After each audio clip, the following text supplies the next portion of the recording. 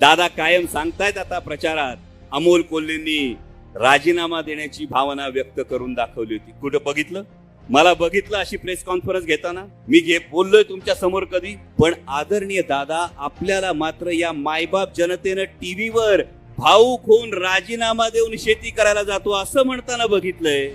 त्याचं काय करायचं आम्ही? आणि मग खासगीतलंच बोलायचं असेल तर ज्या भारतीय जनता पक्षाची तळी घेऊन आता तुम्ही एका शेतकऱ्याच्या पोराला पाडायला शिरूर लोकसभा मतदारसंघात येताय, याच भारतीय जनता पक्षाने जेव्हा तुम्ही विधानसभेमध्ये छत्रपती संभाजी महाराजांना स्वराज्य रक्षक म्हणाला होता, त्यावेळी जोडे मारा आंदोलन केलं होतं. महाराष्ट्रभर हाच भारतीय जनता पक्ष तुमच्या प्रतिमेला जोडे मारत होता. आणि आता जे तुमच्या खांद्याला खांदा लावून पळतायत, हे सगळे शेपूट घालून बसलेले असताना हा पठ्ठ्या भांडलाय तुमच्या वतीनं.